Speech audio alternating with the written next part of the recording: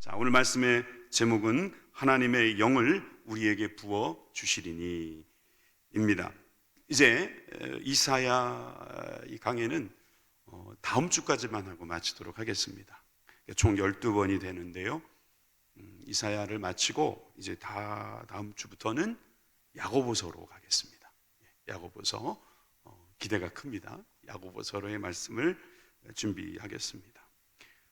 오늘 이 성령님에 대한 말씀을 드리기 위해서는 오늘은 좀 시간상 짧게 해야 되기 때문에 일단 구약에 있는 성령님만 집중적으로 좀 보고요. 또 구약 중에서도 이사야, 또 이사야 중에서도 제1 이사야라 일컫는 그 이사야 쪽에서 더 중점적으로 봐야 할 것 같습니다. 여러분이 영이라는 것에부터 여러분들이 좀 이해가 필요합니다. 성경에 나오는 영은 다 성령님은 아닙니다. 그 영이라고 하는 것이 이제 루아흐라고 하는 건데, 이 성경의 루아흐, 특히 구약의 히브리어로 되어 있으니까 루아흐, 이 루아흐는 여러 종류가 있어요. 그래서 일단은 여러분들에게 그 부분부터 한번 설명할게요. 구약에 총 378번의 루아흐가 나옵니다. 이 루아흐 중에서 세 가지로 나누어 볼 수 있는데, 첫 번째는 바람이라고 하는 루아흐가 있어요. 바람, 이거예요. 이거 바람, 루아흐. 그래서 이게 113회 113번 나오고요. 그 다음에 인간의 호흡, 인간의 호흡이 지금 세상에도 바람이 불지만 우리에게 몸에서도 바람이 나오잖아요, 그죠? 그것을 이제 호흡, 그것이 이제 우리들에게 있어서의 어떤 마음과 같은 그런 쪽으로 설명이 될 때도 포함해서 129번. 네. 할렐루야. 벌써 조시면 안 되는데, 숫자 나오면 눈부터 감으시는 분들 계시면 안 돼요. 숫자로 안 하고요. 네, 그럼 다음부터 그냥 딴 걸로 할게요. 왜냐하면 제가 왜 많이 나온다는 걸 이야기하려고 하다 보니까 어쩔 수가 없네요. 자, 그럼 우리가 오늘 공부하려는 하나님의 영은 몇 번 나옵니까? 136번 나옵니다. 그런데 놀랍게도 성령이라는 단어로 나오는 경우는 많지가 않아요. 특별히 열왕기 하에 나오는 2장인가에 나오는 그 성령님은 최근 번역과 옛날 번역도 좀 다르는 데다가 원어를 보면은 성령님이라 보기 어려워요. 그렇게 따지면 몇 번 나오는 거냐면, 구약에는 성령, 거룩한 영이라고 하는 단어는 딱 3번 나옵니다. 딱 3번. 그러면 뭐 구약에 있어서 성령론에 대한 이야기가 많을까 생각하지만 아니죠. 성령이라는 단어가 그렇다는 것이지, 뭐 하나님의 영, 여호와의 영, 주의 영 이렇게 따지면 이게 성령님이니까 그것도 다르죠. 그렇지만 우리가 말하는 이 성령이라는 단어는 여기에 나옵니다. 이사야 63장 10절에서 11절, 다음 주에 보게 될 부분이지만 먼저 봅니다. 그들이 반역하여 주의 성령을 근심하게 하였으므로, 완전히 성령이라고 딱 박아놨어요. 저 성령은 푸뉴마 카데시라고 부르는 말 그대로 거룩한 영이에요. 거룩한 영. 그가 돌이켜 그들의 대적이 되사 친히 그들을 치셨으니, 백성이 옛적 모세의 때를 기억하여 이르되 백성과 양떼의 목자를 바다에서 올라오게 하신 이가 이제 어디 계시냐? 그들 가운데에 성령을 두신 이가 이제 어디 계시냐? 그래서 성령 2번 여기 나옵니다. 3번에서 벌써 2번이 이사야 63장에서 다 나와버렸어요. 그럼 한 번 언제 나올까요? 어디에 나올까요? 시편에 딱 한 번 나옵니다. 시편 말씀에 보니까 51편 11절에 나를 주 앞에서 쫓아내지 마시고 주의 성령을 내게서 거두지 마소서. 여기에서 성령, 이렇게 총 3번의 성령이 나옵니다.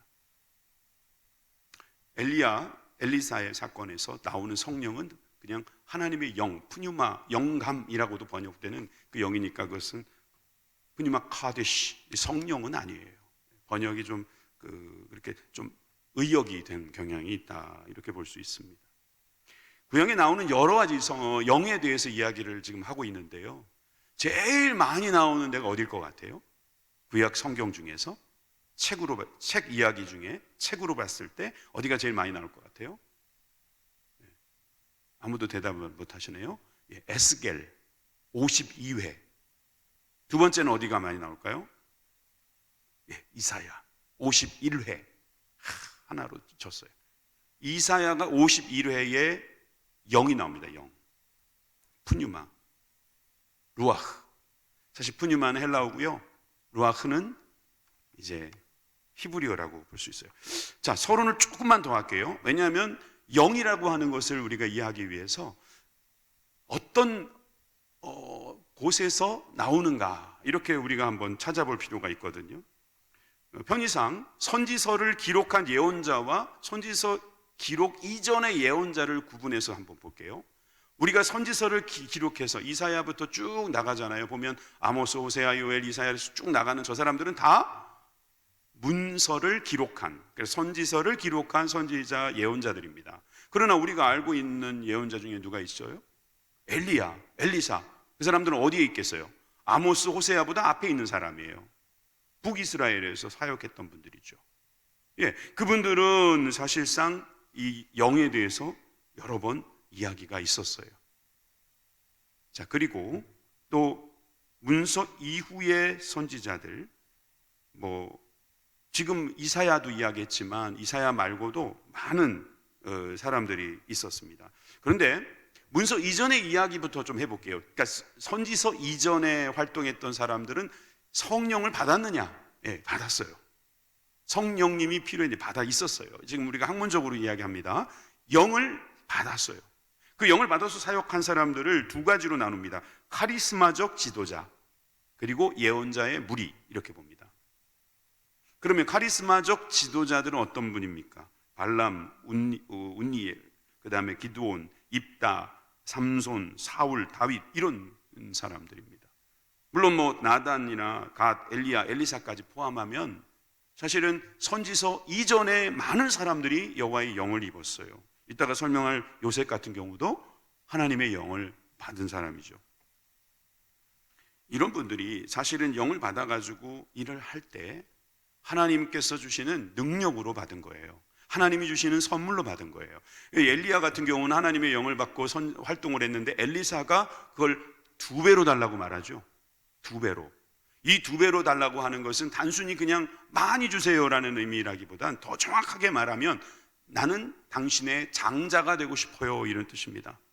당시에는 2배 줍니다, 장자에게. 장자는 2배의 갑절에 몫을 주기 때문에 그걸 달라고 지금 이야기하는 거예요. 영감을, 다시 말해서 루아흐를 2배로 주십시오 말했던 영의 사람 엘리사도 있었습니다. 여러분, 아모스, 호세아라고 하는 이 북이스라엘의 사람들 중에는 아모스 같은 경우는 아예 언급조차를 하지 않습니다. 영에 대해서 언급을 하지 않아요. 근데 호세아 같은 경우는 이 북이스라엘, 아까 우리 지도 보셨죠? 지도라기 표를 보셨죠? 저 위에 아모스, 호세아. 예? 저분들 중에서 아모스는 성령님에 대해서 별로 이야기 않고 약간 분위기를 말씀드리는 거예요. 북이스라엘 쪽에는 이 루아흐에 대한 이미지가 썩 좋지 않았던 것 같아요. 예를 들면 음란한 마음 할 때 이 마음도 루아흐거든요. 그리고 하나님의 영에 미친 사람이라고 호세아를 말했어요. 하나님의 영을 받았으면 능력의 사람이지 왜 미친 사람이라고 표현합니까? 북이스라엘은 그 영적으로 좀 탁하지 않은가, 그런 생각이 드는 거예요. 그래서 이 영에 대한 이해가 되게 약했다, 그런 생각이 드는 겁니다. 이 베냐민 지파의 사울 같은 경우도 영을 받았거든요. 그 영을 받았는데 옷을 벗고 막 다니고 막 그래요. 그것은 별로 이렇게 좋아 보이지 않는 이미지였던 것 같아요. 그래서 연구하신 분들은 그렇게 말해요. 북이스라엘에서 성령이 언급되는 경우는 그다지 많지 않더라. 그래서 자, 미가를 다시 보시면 미가는 언제 사람이에요? 이사야하고 동시대 사람이죠. 미가 같은 경우는 영을 받았다라고 말하고 있습니다. 미가서 3장 8절에도 보면 여호와의 영이 임하셔서 그가 사역을 하는 것을 알 수 있어요. 그런데 조금 더 지나서 예레미야 같은 경우는 어땠을까요? 전혀 없어요. 예레미야에 영이 안 나옵니다. 루아흐가 나오지 않아요. 그러면 이 루아흐가 나오지 않는 이유를 굳이 찾는다면 이 예레미야가 북이스라엘 출신, 베냐민 지파 출신이라는 거. 그러니까 이 영에 대하여 얼마만큼 사모하느냐 그렇지 않느냐에 대한 것도 사실 분위기가 좀 있다. 이런 저의 의견을 말씀드려도 될까요? 여러분, 어떤 교회는요, 이 성령님에 대해서 너무 지나치게 제한하고 있습니다. 위험하다는 거예요. 근데 어디에는, 특히 우리 교회 같은 경우는 성령님의 능력과 은사와 열매를 우리는 사모하고 있습니다. 아멘이십니까? 왜? 하나님이시니까. 하나님이 주신 영이니까. 네, 그런데 그거에 대해서 별로 관심도 없고 그것을 좀 무지하다고 해야 되나요? 그렇게 되다 보면은 아무래도 그 역사는 약하다, 이렇게 볼 수가 있는 것입니다. 자, 이 정도로 제가 이사야 이전의 설명을 간단하게 했습니다. 물론 더 깊이 들어가면 좋겠죠. 그렇지만 이 정도로 하고 이제 본격적으로 이사야에 대한 말씀을 할 텐데, 오늘은 세 가지만 하겠습니다. 세 가지. 첫 번째, 진노의 영. 진노의 영이신 성령님에 대해서 이사야는 이렇게 기록하고 있습니다. 먼저 4장 4절 말씀 우리 다 같이 읽겠습니다. 시작. 이는 주께서 심판하는 영과 소멸하는 영으로 시온의 딸들의 더러움을 씻기시며 예루살렘의 피를 그 중에서 청결하게 하실 때가 됨이라. 아멘. 여기서 말하는 심판하는 영, 소멸하는 영은 책망하는 영이다, 이렇게 보시는 게 맞습니다. 이 책망의 영, 그래서 우리를 깨끗게 하는 영, 이 영이 바로 성령님이십니다. 오늘날도 마찬가지입니다. 성령님이 오셔서 나의 죄를 깨닫게 하십니다. 그리고 그 죄를 깨끗게 하십니다. 그래서 우리가 주님 앞에 나아갈 때 우리의 마음속에 회개하도록 만들어주시는 분이 누굽니까? 바로 성령님입니다. 여러분, 이 성령님께서 우리들에게 악을 제해 주신다 말씀하셔요. 이것은 신약시대에, 지금 이 시대에만 이루어지는 것이 아닙니다. 신명기 13장 5절에도 보니까 그런 선지자나 꿈꾸는 자는 죽이라. 이는 그가 너희를 애굽 땅에서 인도하여 내시며 종되었던 집에서 속량하신 너희의 하나님 여호와를 배반하려 하며 너희의 하나님 여호와께서 내게 행하라 명령하신 도에서 너를 깨어내려고 말하였음이라. 너는 이같이 하여 너희 중에서 악을 제할지니라. 여러분, 우리가 악을 제할 수 있는 능력은 누구에게 받아야 합니까? 바로 성령님께 받아야 된다는 거예요. 구약시대에도 그 악을 제하는 능력은 하나님의 영으로 말미암아 가능했던 것입니다. 진노의 영, 그래서 우리로 하여금 그 심판을 면하게 만들어주시는 그 소멸을 하시는 영을 우리는 의지해서 우리의 죄를 제하는 것입니다. 열왕기상 22장 46절에도 보면 그가 그의 아버지 아사의 시대에 남아있던 남색하는 자들을 그 땅에서 쫓아내었더라. 여러분, 그 땅에서 쫓아낼 수 있는 진멸의 영이 바로 하나님이 주신 영, 성령임을 믿으시길 바랍니다. 이게 무슨 죄야? 이까짓 게 뭐가 죄야? 이게 무슨 문제가 있겠어? 하나님도 다 아셔. 영이 없는 겁니다. 하나님의 영이 오면 작은 것 하나도 깨닫게 하시고 그것으로 인하여 하나님 앞에 나아갈 때 그 모습을 주님 앞에 가리우기 위하여 회개하는 마음을 가지고 가는 것이죠. 저는 여러분들에게 죄책감을 주자고 이 말씀을 드리는 것이 아닙니다. 성령님은 우리들에게 깨닫게 하는 영, 특별히 우리의 죄를 알게 하시는 영이라는 사실을 여러분들에게 말씀드리는 거예요. 윤리적으로, 내 지식으로 그러는 것이 아니라 성령님께서 오셔서 깨닫게 해주시는 영, 그 영을 여러분 사모하시기 바랍니다. 교회 오셔서 예배 드리기 전에 성령님 인정합니다. 성령님 환영합니다. 지금 내 안에 오셔서 나의 갈급한 영혼 주님께서 채워주옵소서. 그리고 주님, 내 안에 있는 모든 죄를 깨끗게 하여 주옵소서. 여러분, 그런 모습이 있기를 바랍니다. 이사야 4장 4절 말씀 다시 한번 우리 다 같이 읽겠습니다. 시작. 이는 주께서 심판하시는 영과 소멸하는 영으로 시온의 딸들의 더러움을 씻기시며 예루살렘의 피를 그 중에서 청결하게 하실 때가 됨이라. 아멘. 이사야는 우리들에게 예언합니다. 그 성령님이 오셔서 우리를 깨끗게 하시고 우리를 청결하게, 정결하게 하실 것입니다. 두 번째는 지도력의 영입니다. 이사야에 나오는 성령님은, 하나님의 영은 바로 지도력의 영입니다. 11장 2절 말씀 보십니다. 그의 위에 여호와의 영, 곧 지혜와 총명의 영이요 모략과 재능의 영이요 지식과 여호와를 경외하는 영이 강림하시리니. 여러분, 우리 여호와의 영은 이렇게 6가지의 영을 우리들에게 오신다, 오시고 또 우리들에게 이 영을 허락하신다는 거지. 여러분, 이 11장의 말씀, 특별히 1절의 말씀을 이새에게서, 그 뿌리에서 싹이 날 것이다, 그런 말씀 다음에 바로 이 말씀이 나오는 거거든요. 그러니까 다시 말하면 예수님께서 바로 이 6가지의 영을 가지신 분입니다. 믿으십니까? 이 6가지의 영은요, 팔복에 나오는 영하고도 막 연결이 돼요. 여러분, 그 영이 바로 예수님의 영이지요. 성령입니다. 우리가 약속하신 그 영을 받는 것입니다. 여러분, 성령은 여러 가지의 설명이 가능하지만 예수님의 영, 정말 좋은 설명이라고 저는 생각합니다.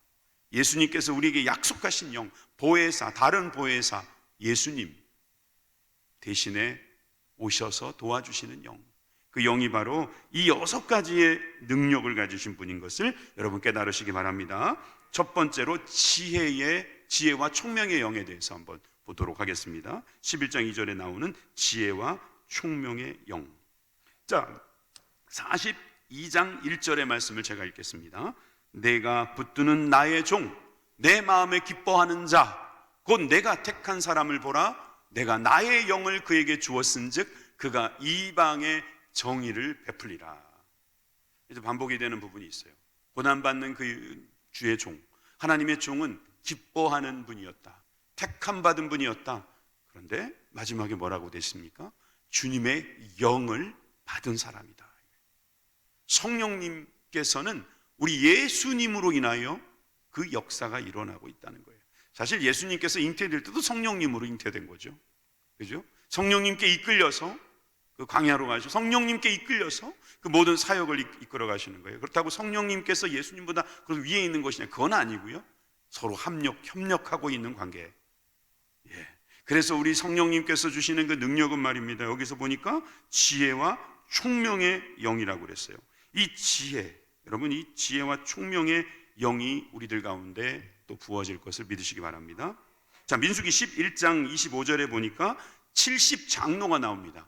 여기에게도 영이 임합니다. 여호와께서 구름 가운데 강림하사 모세에게 말씀하시고 그에게 임한 영을 70장로에게 임하게 하시니 영이 임하신 때에 그들이 예언을 하다가 다시는 하지 아니하였더라.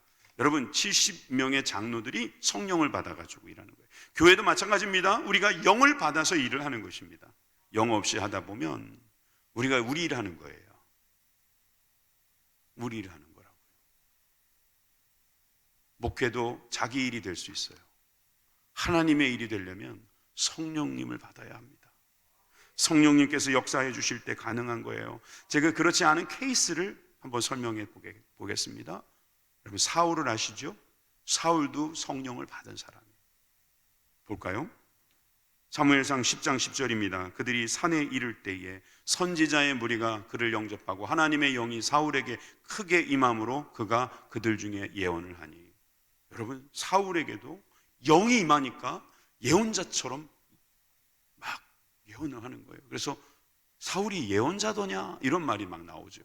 19장 23절에 보니까 사울이 라마 나옅으로가 아니라 하나님의 영이 그에게도 임하시니 그가 라마 나옅에 이르기까지 걸어가며 예언을 하였으며. 여러분, 사울, 지금 저 사울은 초대왕 사울을 이야기하는 거예요. 그가 그 영을 받아서 그의 사역도 있었다는 거죠. 그런데 나중에 그의 마음속에 악한 영이 들어왔을 때 그것을 진노의 영이신 성령으로 물러내지 못해서 그는 마지막 최후가 비참했던 것을 우리는 알 수 있습니다.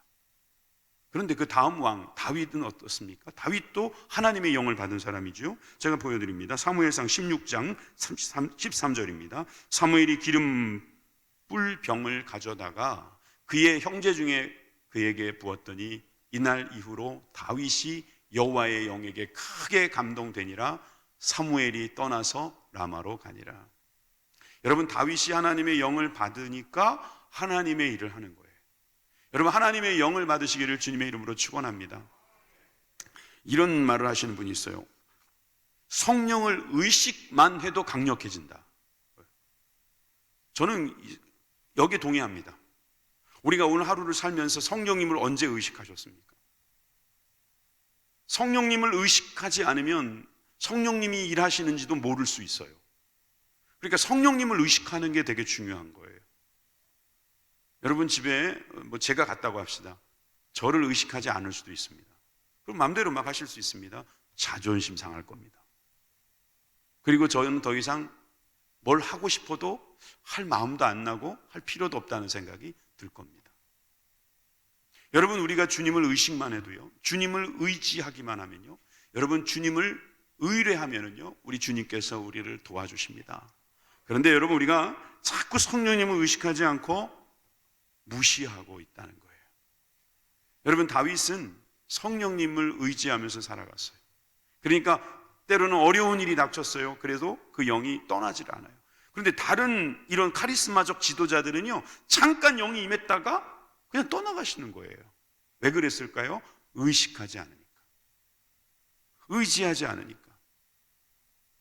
진노의 영이신 성령님께서 깨닫게 해주시면 죄송합니다, 잘못했습니다, 다시는 그러지 않겠습니다, 회개하면 그만인데, 회개하면 주님이 도와주실 텐데, 그 진심으로 회개하는 그게 어려워서 성령님을 무시해버리는 거예요. 그러면 성령님 떠나가시는 게 너무나도 일상적으로 있었던 것을 알 수 있습니다. 지금 우리는 성령님의 역사, 특별히 지혜와 총명의 신에 대한 이야기를 하고 있습니다. 지혜, 호크마, 총명, 비나. 여러분, 제가 예전에 지난주였나요? 지난주 딱 일주일 됐네요. 제가 우리 권사님들 기도회에 들어가서 그런 말씀 드렸어요. 지혜와 총명은 같이 가야 한다는 거예요. 지혜는요, 어떤 것에 대한 원리를 아는 게 지혜일 거예요. 그런데 총명이라는 것은요, 그것을 적용하는 능력이에요. 어떤 사람은 알기는 알아요. 지혜롭긴 해요. 그런데 그걸 적용하질 않아요. 적용하질 못해요. 그것도 사실은 큰 능력이 되지 못하는 거예요. 그래서 지혜와 총명의 영은요, 같이 가는 거죠. 어떤 사람이 참 지혜로워요. 그런데 그것을, 그 지혜로움을 삶에서 적용하는 총명의 영까지, 지혜와 총명의 영이 함께 가니까 그에게 하나님의 능력이 나타나더라. 여러분, 기왕 기도하실 때 하나님 나에게 저에게 지혜를 주십시오만 하지 마시고 지혜와 총명의 영을 주십시오. 주님께서 여러분들의 기도를 응답하시기 바랍니다. 여러분, 그래서 이 호크마, 그 다음에 이 비나, 지혜와 총명의 신을 받은 사람, 대표적인 한 사람만 소개합니다. 요셉입니다. 창세기 41장 38절에 39절입니다. 바로가 그의 신하들에게 이르되 이와 같이 하나님의 영에 감동된 사람을 우리가 어찌 찾을 수 있으리요 하고 요셉에게 이르되 하나님이 이 모든 것을 내게 보이셨으니 너와 같이 명철하고 지혜 있는 자가 없도다. 지혜가 있어서 그냥 잔소리만 하고 있는 게 아니라 명철하니까 그것을 적용해 버리는 거예요. 그래서 그 지혜가 현실이 되도록 만드는 거예요. 그리고 많은 사람들에게 그것을 유익하게 만들어 주는 거예요. 그러니까 명철과 지혜를 가진 자를 처음 봤다는 거예요. 아, 이 사람은 대단하다. 그래서 자기도 모르는 말을 하고 있는 거예요. 하나님의 영, 하나님의 영을 바로가 말하고 말았습니다. 창세기에서 하나님의 영을 받은 유일한 사람으로 표현되는 사람이 바로 요셉입니다. 아담부터 시작해서 요셉까지 얼마나 많은 사람이 지나왔습니까? 그런데 거기에 성령을 받았다, 성령의 감동, 이게 안 나와요. 요셉이 처음이에요. 여러분, 저는 우리가 요셉과 같이 지혜와 총명으로 넘치기를 간절히 소망합니다. 코로나 시대에, 코로나 이후의 시대에 우리가 이 세상에서 빛과 소금의 직분을 감당하려면 바로 이 지혜와 총명의 신이 있어야 될 줄 믿습니다. 뱀처럼 지혜롭게. 여러분, 이 지혜라는 것은요, 하나님께서 주시는 총명까지 함께 갈 때 이 총명의 비둘기처럼 순결하게, 이것도 참 총명한 거예요. 여러분, 순결하다는 게 이게 보통 총명하지 않으면 안 되는 거죠. 정말 이 세상을 깨끗하게 살아간다는 게 이게 쉬운 일입니까? 대통령 후보들을 한번 보세요. 거기 보통 잘해가지고 올라갈 것 같지 않던데. 근데 계속 막 그런 거 보면 우리가 마음이 막 아파요. 거룩도 능력입니다. 거룩이 능력입니다. 아니, 거룩이 최고의 명철이고 능력인 줄 믿으시기 바랍니다. 우리 그리스도인들은 그렇게 살아야 될 줄 믿습니다. 이사야 11장 2절을 다시 봅니다. 거기에 보니까 모략과 재능의 신이 나옵니다. 여러분, 이 모략과 재능의 신도 이 지도력의 영이에요. 여러분, 이 모략이라는 말은 애짜, 그리고 재능이라는 것은 게부라 라는 말이에요. 그런데 이 애자라고 하는 것을 말 그대로 이게 어떤 쉽게 말해서 이건 좀 거짓말까지도 포함되어 있는 것 같아요. 그래서 뭐 신천지에서는 이걸 모략이라고 말하면은요, 신천지에서 모략 그러면 그건 거짓말이에요. 근데 꼭 그렇게만 볼 수는 없어요. 이 책략, 뭔가 이렇게 계획을 짜는 거죠. 그래서 이 모략은 사실은 책략이라고 번역하는 게 더 좋을 것 같기도 해요. 에스겔 7장 26절입니다. 환난에 환난이 더하고 소문에 소문이 더할 때에 그들이 선지자에게서 묵시를 구하나 헛될 것이며 제사장에게는 율법이 없어질 것이요 장로에게는 책략이 없어질 것이며. 여러분 아까 70 장로를 기억하십니까? 그 70 장로들이 지혜를 받았어요. 책략을 받은 거예요. 무슨 일을 이끌어가고 끌어갈 수 있는 그런 능력, 책략을 받았어요. 계획하고 그것을 추진하는 능력, 이 책략 얼마나 좋습니까? 그런데 이것을 주님께서 걷어가시는 거예요. 성령님께서 계실 수 없게 만들었겠죠. 민수기 11장 17절에 보면은 또 다른 지혜가 나옵니다. 영이 나옵니다. 내가 강림하여 거기서 나와 말하고 내게 임한 영을 그들에게도 임하게 하리니 그들이 너와 함께 백성의 짐을 담당하고. 여기에 보니까 백성의 짐을 담당하는 영, 이 영이 바로 재능의 영입니다. 사실 그래서 재능의 영 게브라라고 번역되는 이 번역은요, 육체적인 능력을 말하는 거예요. 사실 그렇잖아요. 재능은 육체적인 능력이잖아요. 어떤 사람은 노래를 잘해요. 어떤 사람은 말을 잘해요. 어떤 사람은 셈을 잘해요. 뭐 어떤 사람은 하여튼 그 몸에서 머리에서 나오는 것들이 다 재능이에요. 요즘 올림픽 하잖아요. 다 재능이잖아요. 그거 아무나 그렇게 할 수 있는 게 아니에요. 하나님이 주신 재능이지요. 이 재능의 영도 하나님께서 주시는데 하나님의 백성은 백성의 짐을 담당하도록 주님께서 재능의 영을 주신다는 거예요. 저는 이 재능의 영을 구합니다. 하나님께서 이 담임 목사로서 역할하기 위해서 하나님께서 저에게도 주실 재능이 있어야 된다고 저는 믿습니다. 또 여러분들에게도 그런 재능이 있기를 바랍니다.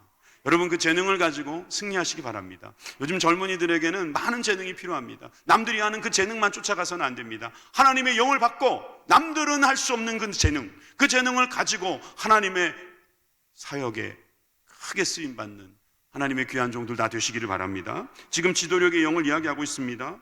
또한 사사기 3장 10절에 보니까 여호와의 영이 그에게 임하였으므로 그가 이스라엘의 사사가 되어 나가서 싸울 때에 여호와께서 메소포타미아 왕 구산 리사다임을 그의 손에 넘겨주었으므로 운니엘의 손이 구산 라사다임을 이기니라. 여기서 운니엘이라는 사람이 영을 받아가지고 싸움에서 이기는 재능을 가졌다. 물론 책략도 있었겠죠. 모략도 있었겠죠. 그러나 재능까지 겸비한 하나님의 영을 받았다는 거예요. 여러분 이것을 어떻게 적용할 수 있을까요?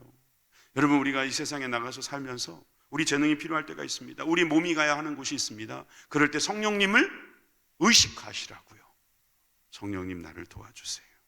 성령님 인정하겠습니다.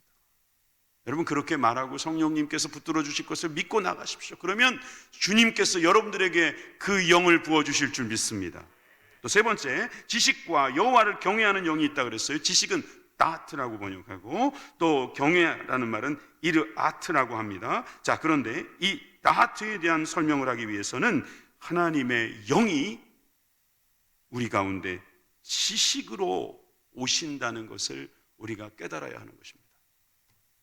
지식은 그냥 공부하면 생기는 거다 이렇게 생각할 수 있어요. 그런데 하나님께서는 이 지식조차도 하나님께서 허락하셔야만 깨달을 수 있는 거라는 거죠.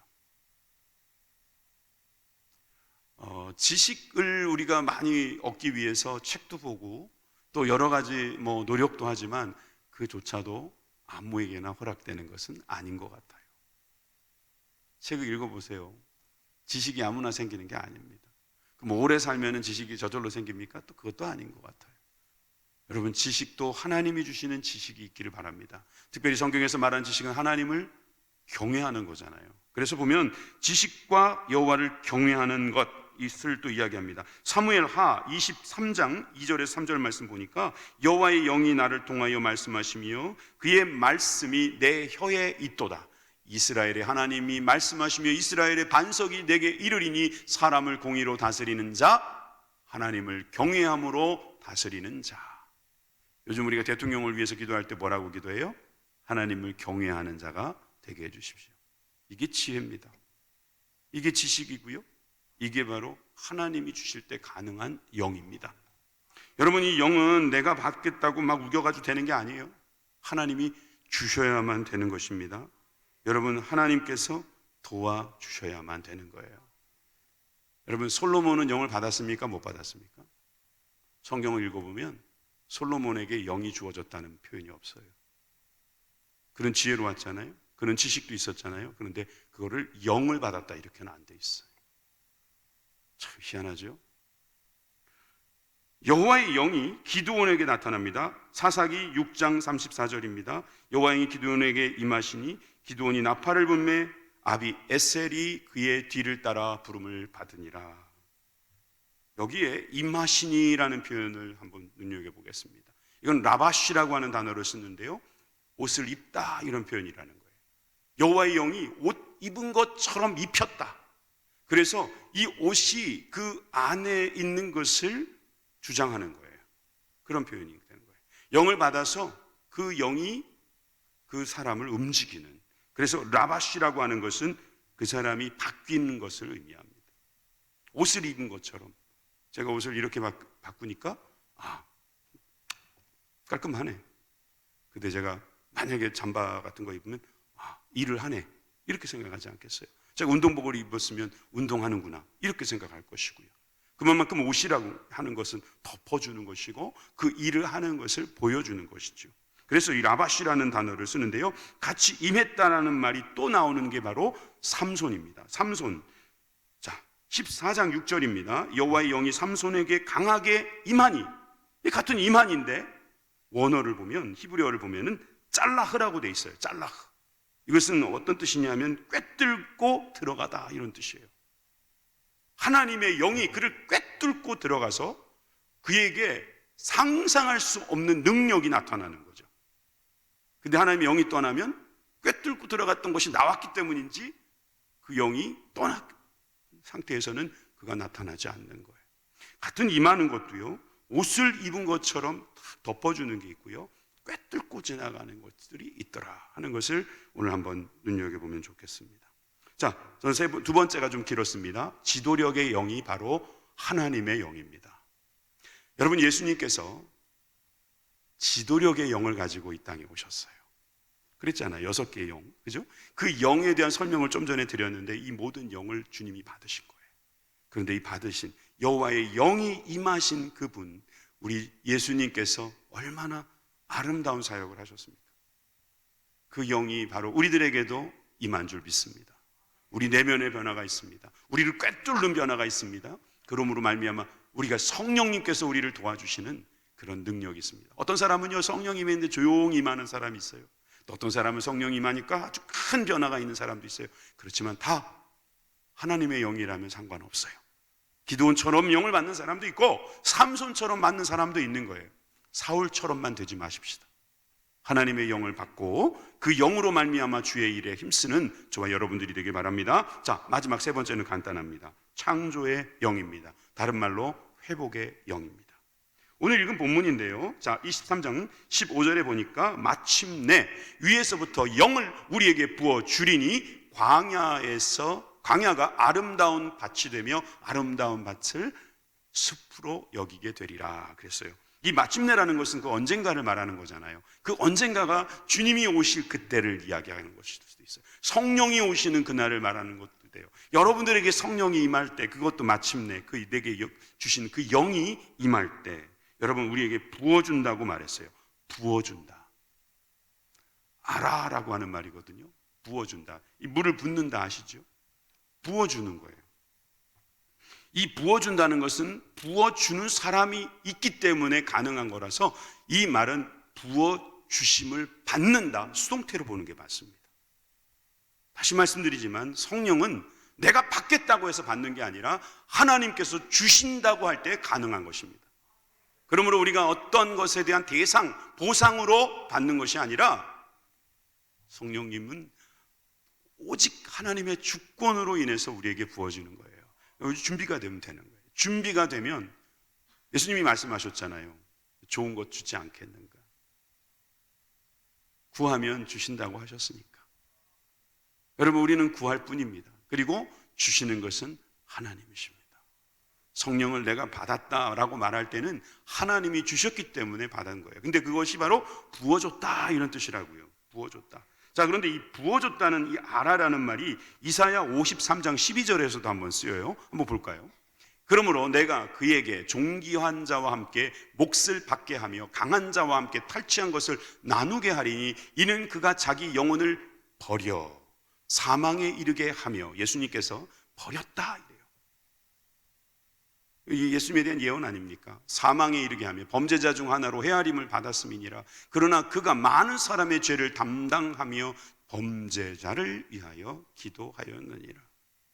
예수님에 대한 예언인데 여기서 버려라는 말이 바로 알아라는 말이에요. 여러분, 우리가 무엇을 버린다는 것이 부어버렸다 이런 뜻이라. 알아, 부었다, 버려, 알아, 다 같이 알아요. 관제와 같이 부음이 되었다. 물론 그건 헬라어로 번역해야 되겠지만 그것도 부었다, 버렸다 이런 뜻이에요. 주님이 우리를 위하여 버리셨습니다. 성령을 부음 받으신 분이 그의 몸을 우리들에게 부어주신 것입니다. 우리도 성령을 받으면 부어주신 바를 받는 것이고 우리도 부어야 하는 것이죠. 사도 바울이 그 부음을 실행에 옮겼다는 것을 알 수 있습니다.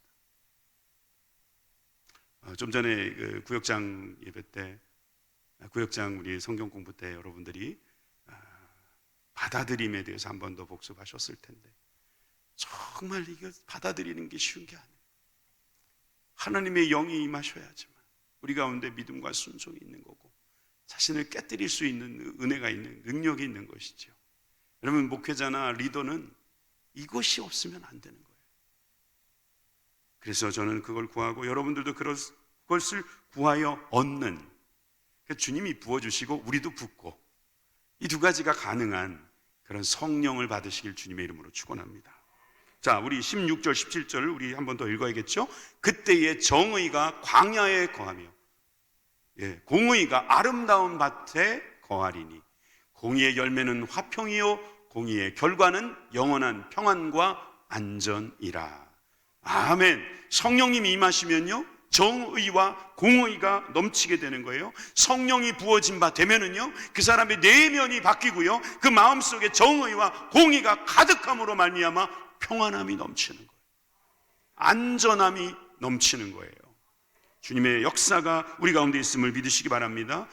이럴 때 바로 생명이 살아나는 것이죠. 결론적으로 이야기합니다. 여러분, 이런 사람이 생명을 얻는 거예요. 안전하지 않은데, 평안하지 않은데 어떻게 생명이 있습니까? 생명은 평안할 때 나타나는 거예요. 여러분, 여기에서 말씀하시는 영원한 평강과 안전이야말로 주님께서 우리를 회복시키시려는 계획임을 믿으시기 바랍니다. 성령님은 창조의 영이에요. 창조하신 영은요 처음에 창조하신 그대로 또 새 창조를 하셔요. 새 창조는 무슨 창조입니까? 바로 우리의 몸과 마음이 새롭게, 또 이 땅이 새롭게, 이 하늘이 새로워지는 거예요. 자, 이사야에도 이런 말씀이 있습니다. 65장 17절에 보니까 보라, 내가 새 하늘과 새 땅을 창조하나니 이전 것은 기억되거나 마음에 생각나지 아니할 것이라. 처음에 하늘과 땅을 창조하셨잖아요. 그런데 또 새 하늘과 새 땅을 창조하신다는 것은요 심판을 하셔서 이전에 있던 하늘, 지금 있는 그 땅, 이것들을 다 없애하시고 새로운 것을 지으시겠다, 그런 뜻입니다. 그것은 바로 주님이 오시는 그날, 다시 오실 그날에 일어날 주님의 심판을 말씀하는 거예요. 그것은 파괴가 아닙니다. 바로 새로운 창조를 말하는 거죠. 그리고 우리가 구원받았다는 것도 영적으로 보면 새 창조를 의미하는 겁니다. 그래서 창조와 새 창조의 사이에는 그럼 뭐가 있을까요? 거기에도 바로 주님의 회복하심이 있는 거죠.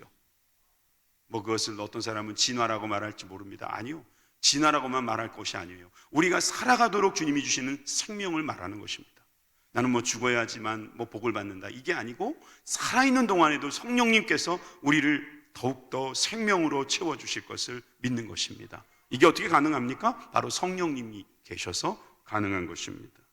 마침내 위로부터 내리는 영이 우리를 아름다운 숲으로, 새로운 창조로 우리를 만들어 주실 것을 믿습니다.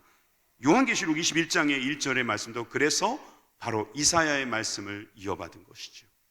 내가 새 하늘과 새 땅을 보니 처음 하늘과 처음 땅이 없어졌고, 요한이 본 환상에는 처음 하늘 처음 땅, 지금 우리가 보고 있는 저 땅, 하늘과 땅이 없어지더라.